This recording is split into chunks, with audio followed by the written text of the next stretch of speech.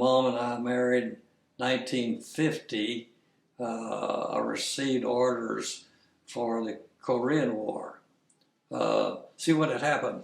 I told that at the end of the war, if I would stay in reserve, join the reserves, that I could be commissioned. I said, okay. So when I went to school and finally ended up with a business degree, I said, well, I'm not going to fly anymore. I don't want to be a crew member of any kind. So I was commissioned as a supply officer. And so I was a ensign, 19 in the reserve, and 48, 49, 50. So I was recalled and promoted to Lieutenant JG. And Mom and I went to Bayonne, New Jersey, and she was pregnant with Jack, and Jackie was born while we were at Bayonne, New Jersey.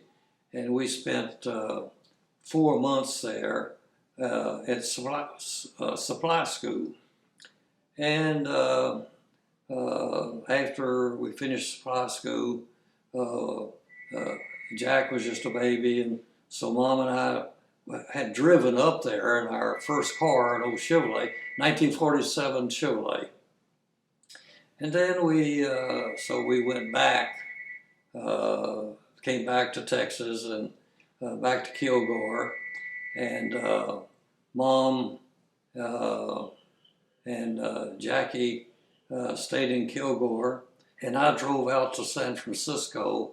My first orders were to go aboard the USS Philippine Sea, which is a aircraft carrier. And I was a aviation supply officer. And so after I got out there, I called back to Janet and to Mom and Jackie. I said, come on out to San Francisco. We have an apartment on the shipyard quarters. The ship was being repaired at the shipyard. So they came out and we lived in a Quonset hut at the naval shipyards there. And we lived there for about 3 months. And then the ship was ready to go. So it was going down to San Diego to start, getting the air crews and training the air crews. And it was an operational ship then after all the repairs. So the skipper allowed me to drive from San Francisco down to San Diego with Mom and Jackie, and so we drove down there, and then we started the ship was docked at North Island Naval Base in San Diego, and so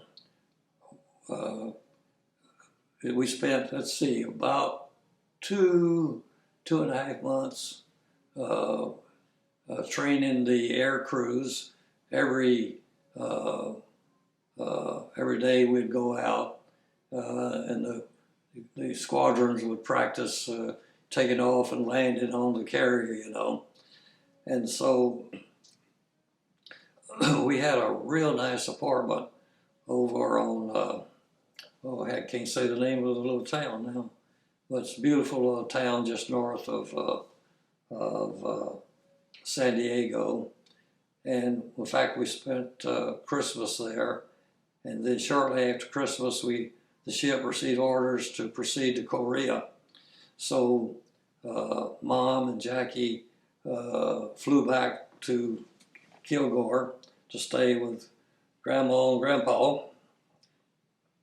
And so the ship headed for Korea. we stopped in Hawaii for a few days, and then on to Korea. Of course, we were Yokosuka Naval Base was in Tokyo Bay, just south of Yokohama. Tokyo and south of Tokyo, Yokohama down to Kyushu. We're not Kyushu. Okay. Can't remember the name. Kyushu was the big island I talked about earlier. But anyhow, we went into the naval base there south of Yokohama. And then after a few days, we took off for Korea. And we had, each carrier had four destroyers with it. That was a squadron of destroyers with each carrier. And we had two carriers operating together off of Korea. And of course, the planes were flying every day over Korea. And a lot of them got shot up. And, we had, very active air crews, and they did a great job over North Korea. Then after a month, two more carriers came out and relieved us, and we went back to Japan, to the naval base there, and for a little R&R, recreation they called it, and refueled and ammo and everything else, doing repairs and such as that. And we got to stay 2 weeks at the base there before returning to what we call the line at Korea. And in the meantime, one of our destroyers in our squadron had lost a supply officer. And so I was one of the junior supply officers aboard the carrier. In fact, I was the paymaster. So they transferred me from the Philippine Sea, the carrier, to this destroyer, USS Brush, B-R-U-S-H, number 745. And so the Brush was still out off of Korea at the time. So I had to wait 2 weeks for it to come in. And so while I was that 2 weeks, I had a good experience being able to travel around Japan, around the Tokyo area and the Tokyo Bay area, and got to go to a R&R hotel for a few days, which was really, really nice. And got to made a friend with one of the chaplains, the Navy chaplain, and he invited me one day to go up to Yokohama to visit a minister that he had met in the States. And this minister had trained back in the late 20s and 30s in Michigan. We went to a Baptist seminary up in Detroit area. Then he went back to Japan, but he didn't. He started a what they call free evangelical Protestant church in Japan, and he was really a wonderful guy. So we got to visit with him in his home several times, and we had lunch with him in his home, and also we had the privilege of being in on a conference he had in his home with Catholic priests, Baptist minister, Methodist minister, and a Shinto guy, a Shinto priests, they call them. And it was quite interesting sitting there listening to all these different denominations in there and sitting on the floor with your legs folded. Very uncomfortable for myself and the other minister that was with me. But those guys would sit there for 2 hours and not unfold their legs or even move, you know. It was very unusual, but quite an experience. But anyhow, I was transferred. Finally, the brush came in, and I took over as fly officer aboard the destroyer, and we had to go out one more time for a month off of North Korea aboard that destroyer. And I spent a lot of time eating crackers and in the sack because those destroyers would roll so much, and I was seasick about half the time. But our destroyer, what it would do, would pull in close to the shoreline, and our 5-inch guns all day would be pounding their rail lines and their tunnels. And we were in range of some of their artillery, so we had to be careful of just how close we did get. And a few times we got a couple of shells hit the ship, but did very little damage. And also we had to pick up a couple of downed pilots that were shot down, and spent a month, and then we went back to Japan, and it was time then for that squadron of ships and the aircraft carrier, the Phil C, to come back to the States. So we headed back, came back to Hawaii for a couple of days, and then back to San Diego. So about that time, 2 years duty for the Korean War. War was over. So by that time, oh yeah, while I was out at sea aboard the carrier, I got a message from Grandpa Felsman telling me that Joanne had been born. And that was quite an experience when I got that message from him. Back in those days, it'd take about 2 days for a crypto message to come from San Francisco to a ship. And so I got this crypto message that another officer the crypto officer came down and said, "Puryear," he says, "you have a baby girl." I said, "Oh, I do?" Of course, we were expecting Joanne. And so when the ship came in to San Diego, Janet and Grandma and Grandma were on the dock there with Jack and Joanne. And it was quite a wonderful reunion. It was really something. While out there, I will tell you one story that happened while I went aboard off the aircraft carrier to destroyer. Keep in mind, I was in the naval air, and I had wings, and I had air medals. I had campaign medal with 7 campaigns, and so I reported aboard that destroyer, and they had a skipper aboard that wasn't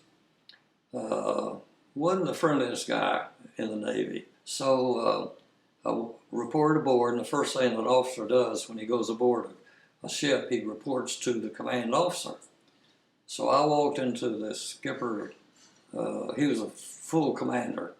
I walked into the commander's office, and the first thing he looked at me, he says, "Puryear," he says, "take those wings off. What are you doing wearing air medals?" He said, "You're a supply officer. You don't deserve air medals. You don't deserve 7 campaigns on the Pacific War. He said, how in the world could you ever get that? He says, take those off. I'll order you right now, take them off. I said, Skipper, please. I said, look at my personnel records. And you always carry your personnel records with you.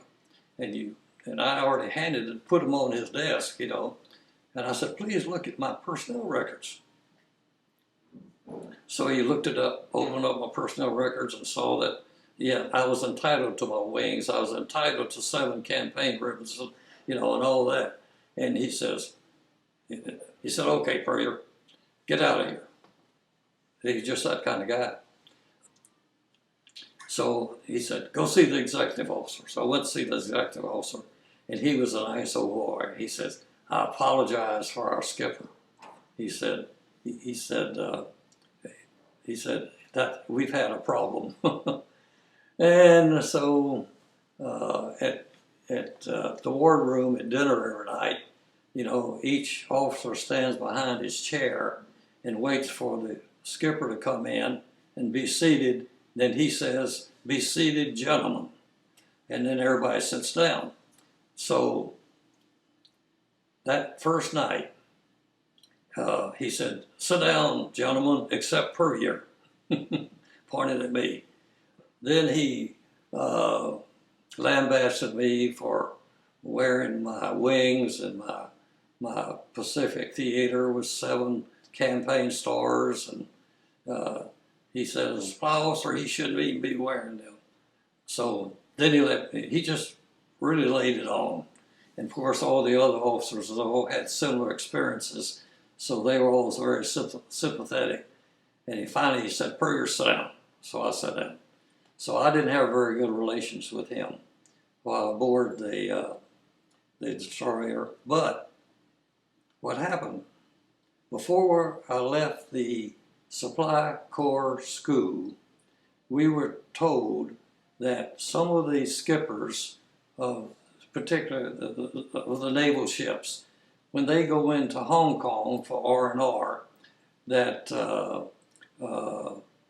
merchants come out to the ships and they say, Skipper, you tell your supply officer to buy so many bolts of silk, so many bolts of wool material. He says, I give you a new suit. I give you a new sport coat. I give you a new pair of slacks. So the skipper told the supply officer before me that he was supposed to buy so many bolts of material, so many bolts, you know, of wool, so many bolts of silk, you know, from this merchant, so the skipper could get these new clothes. And like I say, we'd been warned about that at the supply school before we left. And the fact they put out an order that said that the supply officer shall refuse to take over that material when you report aboard. The supply officer, it's the supply officer and the skipper of the ship to take charge of those materials. You supply officer, don't you sign anything to receive that inventory. See, supply officer goes aboard, he relieves another supply officer, and there's money aboard, there's all the supplies, all the fuel and everything that is signed from the previous supply officer to the incoming supply officer. So I signed the documents to receive everything aboard except that material. So you can guess what happened. The supply officer had to go tell the skipper that I would not take responsibility for the material. Boy, he called me in and he stood me against the wall and he ate me out from top to bottom. And I said, I'm sorry, skipper. I said, I'm going to refer you to a Navy order that says that I do not have to receive that material. Because there's no way these sailors aboard this ship are going to buy all these rolls of big bolts of wool cloth and silk cloth. You know, I think a couple of officers had bought 1 or 2 boats, but there was another 20-something bolts of material down there. So, and also the executive officer referred him to an order that had been published for each ship not to purchase that material, which the skipper seemed to not know anything about it. But the executive officer brought the order in and gave it to the skipper. Said, "Skipper, here's an order that had been issued actually a year before, advising each skipper not to purchase this material." So then the skipper calmed down, and I was able to leave his quarters. And so when we got back, we pulled into the naval base there at south of Yokohama. The skipper and the supply officer and the executive officer spent all day going to different military posts around Tokyo Bay, asking them to take so many boats of material, which after about 6 or 7 hours, they were able to get rid of that material. And I received an order not to participate in that. So anyhow, I was not in very good standing with the skipper after all that. So we came back to the States, and when we docked in San Diego, there was two senior supply officers standing on the dock. And soon as we tied up to the wharf there. These two senior, one was a captain and one was a lieutenant. No, he was a lieutenant commander. They came aboard, and the captain said he wanted to see the skipper of the ship. So he was escorted to the skipper, who was up on the bridge at the time, and the Lieutenant JG said he wanted to see Lieutenant Puryear. So they called me, and I went up. I said, "Oh, I must be in trouble." But this Lieutenant JG was a heck of a nice guy. He said, "Puryear, come on, we're going to the wardroom. I want to talk to you about something." So we went into the wardroom, and he had the report that the skipper had sent in on me, giving me a bad report because I wouldn't follow his orders and all that.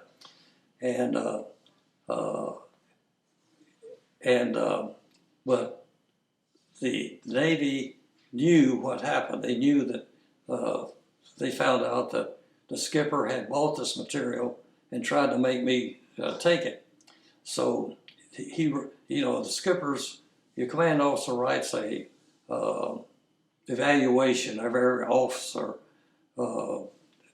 every 6 months. So the evaluation he did on me was all down. He really ate me out in that report and told me that I should never ever be given a higher grade, that I should not be advanced to full lieutenant. I was a Lieutenant JG then. And so anyhow, this lieutenant commander and I sat down at the table in the wardroom. He said, "Puryear," he said, "read this report your skipper sent in on you." So I read it, and I said, "Oh my gosh." I said, "I guess I'm going to go to the brig." He said, "No." He took it. He said, "Look," he said, "I'm tearing this up."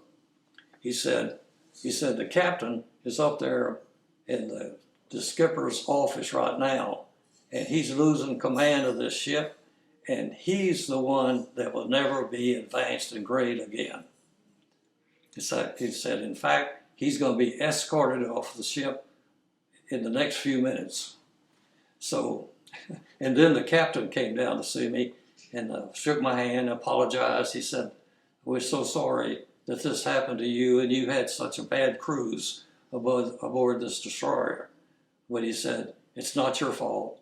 He said, "The skipper was one at wrong." And he repeated, he said, he'll never be, he's a full commander now, but he'll never be advanced from that. And he will never, ever be commanding officer of a ship again. So things worked out pretty good. So then we were discharged. Well, no, not discharged. We were given orders to come home, but to stay in. Well, I stayed in reserve for 22 years, and I did advance to lieutenant commander, and couldn't make commander because I had time enough, but I did not take summer cruises. When the kids were all young, I was running, Roger Hanks and I started our business, and I couldn't leave. In fact, we didn't take a vacation for the first 3 years, and then we started taking a 2-week vacation, but I didn't want to take it, go into some military base for training. I wanted to stay with the family, and we started going, in 1958, started going to the Y camp. We did that every year. So I never did go to take a summer cruise, which you had to do in reserve if you wanted to be advanced to another grade. So anyhow, stayed 22 years in the military, and which is nice because it sure helps to get a small check every month and to get our medications paid for. Okay, now we thought we would switch over to some of the, show some of the photographs of World War II and Korean War.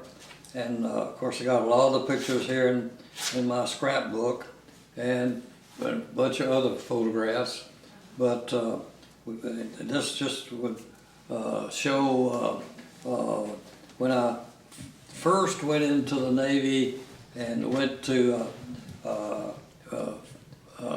Pensacola and finished the basic photography school. Then for a month we did aviation photography. So that's one of the first photos of me by S&J aircraft. And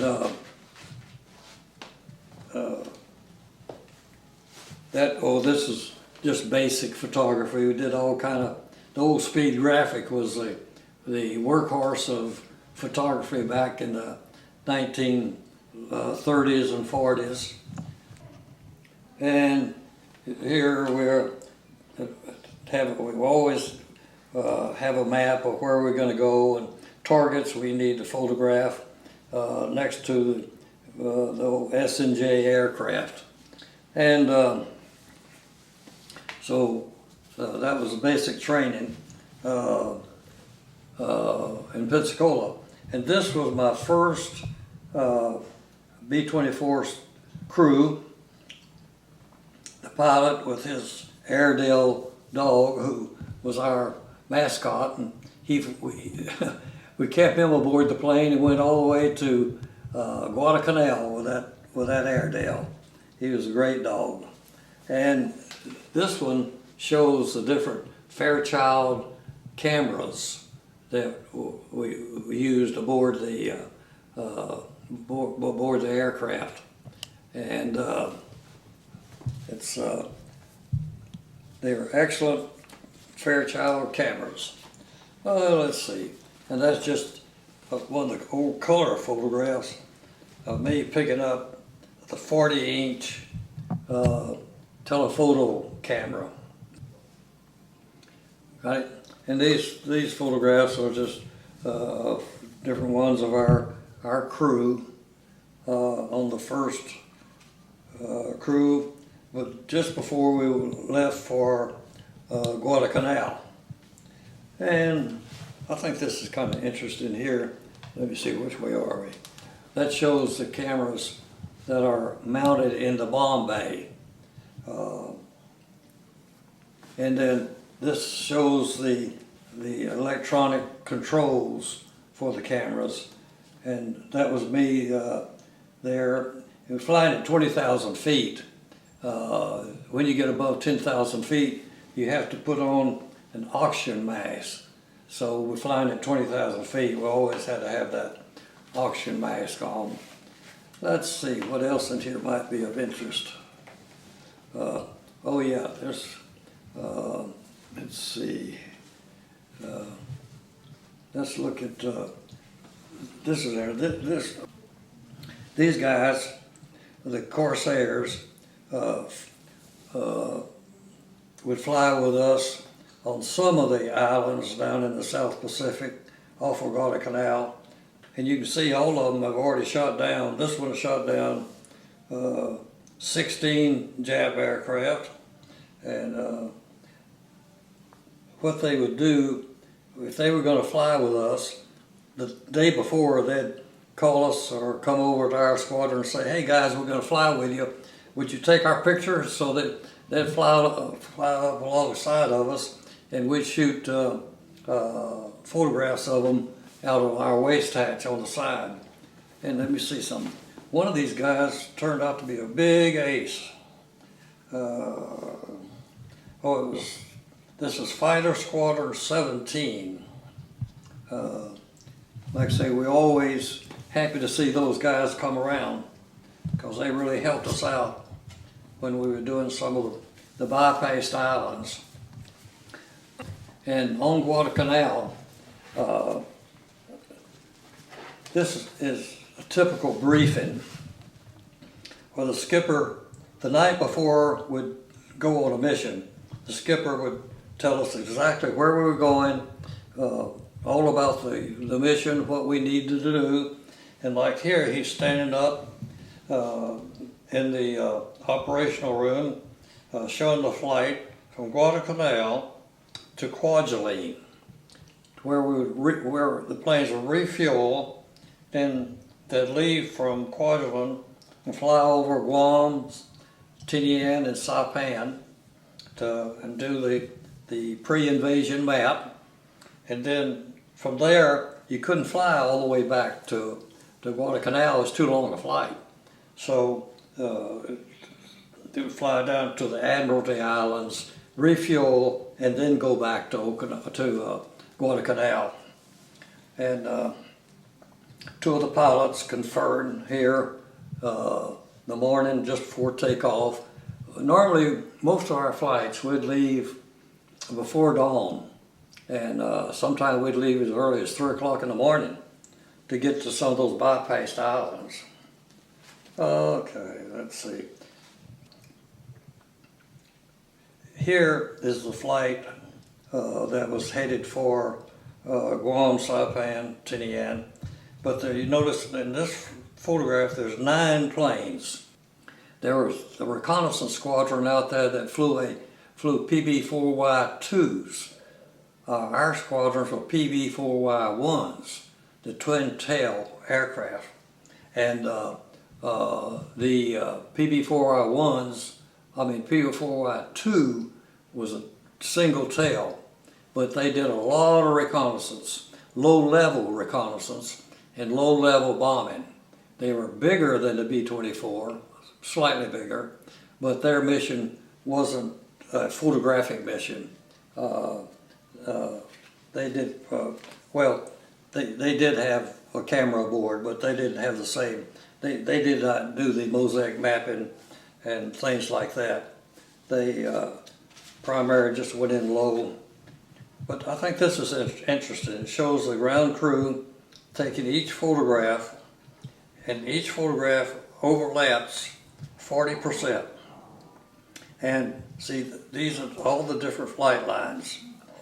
And in this particular case, on this particular island, it was done by 2 aircraft, just flying over, turning and going back another way. And each flight line overlaps about 20-something%. So you got a complete photograph of the island. And they would mount it on a board, stand it up against the wall, and take a big 8x10 camera and take a picture of it, and then they could reproduce that for the fleet or whoever needed it. And on Guadalcanal, our dark rooms were in these old metal trailers, and they were quite uncomfortable in the South Pacific. And some of our tents we lived in on Guadalcanal. And the chief, that's the chief of the of the Navy, the natives there and on Guadalcanal. And he was a very friendly guy. Quite often he'd come back and want another print of this portrait that the ground crew took of him. And they'd come down the river there in Guadalcanal on their little canoes. Okay, well let's switch over and go ahead. We don't try to go through all these. While we were there, Bob Hope and his group were there to entertain us, and then so we got to see Bob Hope on Guadalcanal, and then we were flying up to the Admiralties the next day, so we escorted their two planes up to the Admiralties. So we got to see them at the Admiralties the next night too, the next day. So we got to see them twice. And now this, we came back to, like I told you, we came back to the States and got new planes and new crew members. And we got the new type B-24, the Model J, which was a heck of a lot better, much better than the old, I can't even remember the name of the old first B-24s, but this crew and with our new plane was much better. Our pilot, Lieutenant Crook, he first joined the Navy in 1940, and I think he was only 17 years old, and he went into aviation, and he was in the first squadron of enlisted men they formed a squadron of not officers flying the planes, but enlisted men. So he came up through the ranks.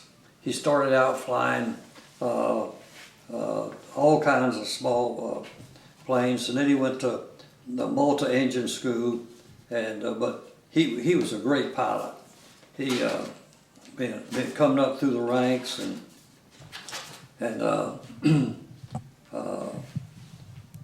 an enlisted pilot, but by the time he got to our plane crew and our pilot, he was a full lieutenant.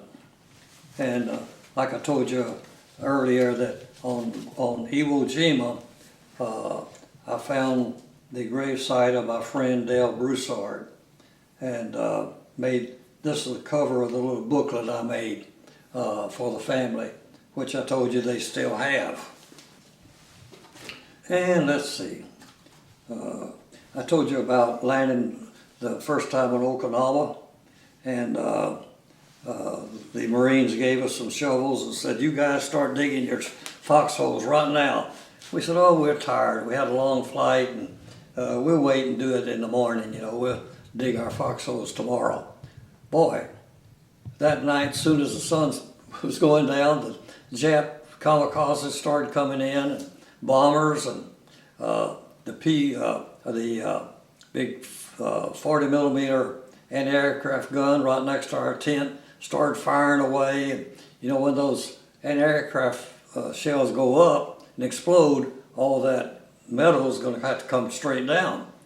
So, man, they started firing, and that shrapnel started coming down, ripped up our tents, and so shortly after they left, we got the shovels out, and you can see that we were digging away here, digging a big foxhole for our plane crew, and the other plane, we had two crews there, and the other plane crew were doing the same thing. And we had a scare. We thought some Japs had come through the lines. In fact, some did, got through the front lines and got up near the airfield. So everybody had their carbines out and their guns out, and we were ready for them in case they arrived in our area. I shot this out of the foxhole up to where they were standing. Turned out to be a pretty good photograph. This photograph of the surrender aboard the Missouri was taken by one of the ground crew photographers from our squadron. So he got this photograph of Nimitz and a bunch of them here with MacArthur and the Japanese diplomats signing the treaty. And let's see, I think I mentioned earlier that, of course, Bull Halsey was standing right there. And everybody loved Bull Halsey. He, when on Okinawa, he spent a lot of time on Okinawa during the early part of the war. And he was really a nice guy. I really enjoyed. I got to meet him. He helped me out. One day I had a flat on my Jeep, and he came by and told me to jump in his car, and he'd take me down and get somebody to repair my flat tire. So I got to ride in the car with him and had a nice conversation with him. But you know, I mentioned that when we landed in Japan after the surrender, and we stayed in a Japanese barracks. This is that barracks right there. The way the Japanese lived, they had one of these barracks, then they'd have a latrine, outhouse, and then another barracks. And between each barracks, there'd be this outhouse. So you can imagine the odor in that that place. The odor was awful. But, well, and this is me getting ready to take off in a Zero. Of course, all of these planes on that airstrip where we landed, there are a lot of, beat up Japanese aircraft because we had constantly bombed that airfield and destroyed all the aircraft that were there. Okay, well, let's see.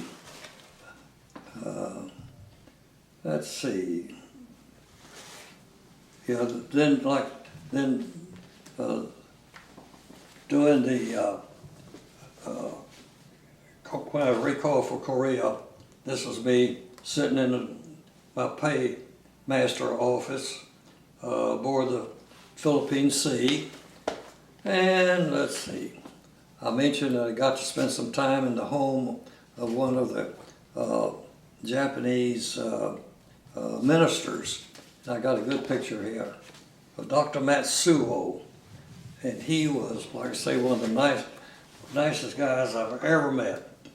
Here he is outside of his home, and this is me and Dr. Matsuo and one of his grandchildren. Really enjoyed meeting that guy. One of the greatest guys I think I've ever met. And he, of course, he was against the war from the start because he had taken his training in the States, and he didn't agree with the warlords. Okay, I think that's enough of the photographs, or let's turn it off right now. Okay. Okay, my brother John I, who's about 3 years older than me, he was one of the early draftees in Beaumont. He and one of our neighbors, same age, and went to school together, and they both were drafted about at the same time. And they went to the West Coast, and they were on one of the first troop movements. It was an old passenger ship. What was it? One of the old, Queen Mary or something, that they sent the first draftees over to Guadalcanal, and where the war was just getting going in Guadalcanal. Anyhow,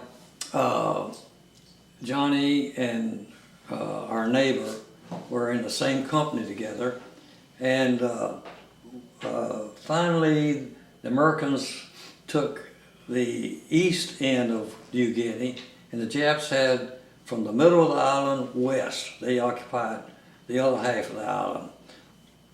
So Johnny and our neighbor were in the same squad together. So that squad was assigned the duty of getting through the Japanese front lines and getting in behind the front lines and into the middle of the island, and to do some checking on what was going on with the Jap occupation in there. So Johnny and his squad got through the front lines, and they were went about 6 miles behind the front lines, and they set up a camp. And they got through without the Japs knowing they were there. But once they got there, Johnny was the supply sergeant for the squad, and he dug a big foxhole to put their supplies in. They took along enough food for the squad they figured about 10 days they'd be gone. So they got in there, and Johnny dug this foxhole, and they downed a few trees and laid across the top and made it a pretty secure, large foxhole, and put all the supplies in there. And so the second night they were there, they were attacked by Japanese. And the Japs didn't come in full force. They were snipers, and they would climb up in the trees and start sniping on any American that was moving around in the squad at the camp. They had set up tents, and and set up a little kitchen to cook their food, and so they think the reason why the Japs found them was really they were doing a little cooking. At first, the first few days, they just had K rations, and then they decided to try to. They always had Spam, so I think they built a little fire, was cooking some Spam, and the odor is what brought how the Japanese found their camp. But anyhow, the Japs were there day and night in the trees sniping, and they killed all the rest of the squad except Johnny and 6 other guys. No, let's see, 7 guys. There were 8 of them, and 8 of them survived, and by staying down in that foxhole with all the supplies. But if anytime anybody stuck their head out of that foxhole, a Jap would fire at them. So you can imagine how awful it was to be in that foxhole. They were pinned down for another 20-something days. Altogether, they were there 31 days before another patrol got in there and saved them. But you can imagine all the rest of the squad. I forgot how many was in the squad. I think it was like 20-something. They were all out there laying around the foxhole, decaying. They were all dead, decaying. And you can imagine how traumatic that was on the 8 guys that survived. It's pretty bad. And that always had an effect on Johnny. And he never told that story. The only way we found out about it was our neighbor. When he got back, he talked about it. So that's how we learned about it. But Johnny never mentioned it. And Johnny had he suffered quite a lot after the war, and had some psychological problems and about the war and physical problems. And finally, the doctor, about 7 or 8 years before Johnny died, the doctor told him, said, "Johnny, you're going to have to start telling getting that out of off your chest. He said, you got to start talking about those incidents that happened during World War II. He said, they're bothering you too much. So then Johnny told us. And then the next incident that was very traumatic, well, next two problems. When we had the mission to fly over Palau Island to do the invasion maps of Palau, we couldn't get there. It was too far away from the Admiralties and from Bougainville, all our advanced bases, and really much too far from Guadalcanal. So we needed a little air base somewhere in New Guinea. So the Japs had a little island called Wakdi, W-A-K-D-E, Wakdi, off the northern coast of New Guinea, off the area that they occupied. And it was just a small airstrip, about 5,000 foot airstrip, and just a very small island. The island was about a mile across and not more than a mile and a half long. And all it had on there was that airstrip. But we needed that airstrip, and not only us, but other patrol planes preparing for the invasion of Palau. And so Johnny's company was assigned to go from New Guinea up to Wakdi, and it was an active Japanese air base. So they took the island and secured the air base for us to use. And so about a week after they secured the island, they found that they were in range of heavy artillery from the coast of New Guinea over to Wakdi. So the Japs were sending artillery fire over on the airstrip. So Johnny and his outfit went ashore, I think is about only less than a mile across a bay to the mainland. And they set up a perimeter. They pushed the Japs back that were there, and they secured a semicircle secure spot just on the mainland from our airfield. And they just had a semicircle up there. They set up a perimeter, and they of course had to keep full-time troops out there keeping the Japs back. Finally the Japs left, and one night Johnny was asleep in his tent, and all of a sudden he heard rifle fire. So he jumped up. He said, "Oh gosh, I guess the Japs are coming back." So he got his rifle and put his shoes on, ran out to the front line there, the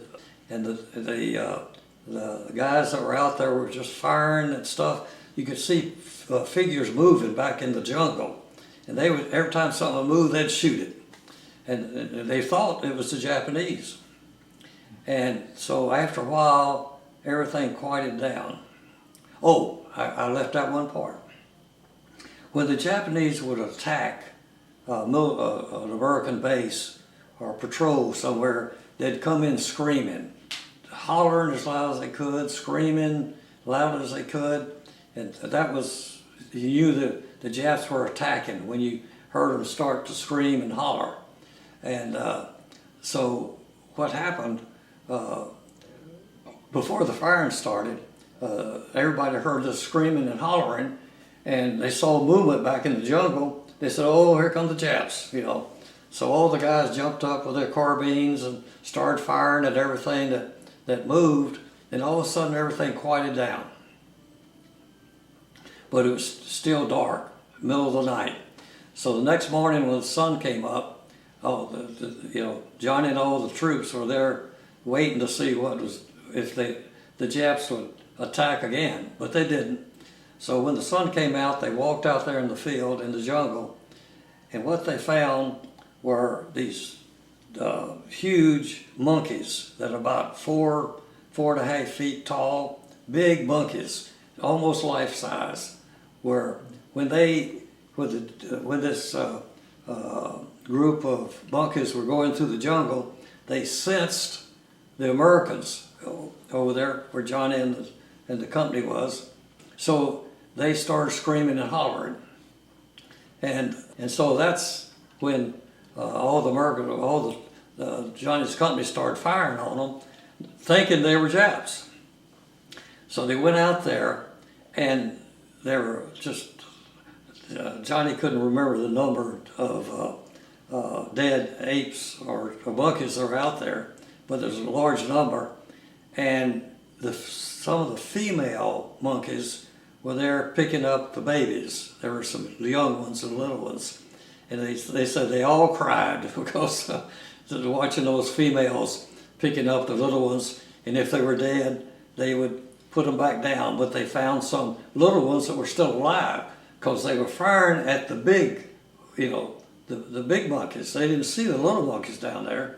So the females came in and took all the little ones and left back into the jungle. But Johnny said that was really sad to see that happen. So anyhow, we came into that air base and did our work over Palau Island a few days later. And our squadron got shot up bad on that raid, on that mission. Let's see. I'm still talking about Uncle Johnny's experiences. His next bad experience, when he invaded Palau, his regiment was, along with, I forgot which Marine regiment went in with them. They were in the first landings on Palau. And Johnny was in one of the first waves to land on Palau, and he got a lot of fire. We lost a lot of people, a lot of men on that invasion. And Uncle Johnny and two of his buddies, three of them hit the beach together. They were pinned down, and his two buddies on each side of him were killed, and Johnny was hit in the leg, and his boot was shot off. But he kept going. After they were able to get up and move again, he moved in, hobbled in, and kept fighting for 3 days, and just eating K rations and on that wounded leg, and that was a pretty bad experience. So Uncle Johnny went through 3 real bad experiences during World War II. And finally, he was supposed to have been sent back to the States after taking Walkley Island and the monkey experience, but they needed everybody they could get down in the South Pacific to make that Palau invasion. And the Palau invasion was bad. We lost a lot of guys. So that's, I wanted to add that about Uncle Johnny.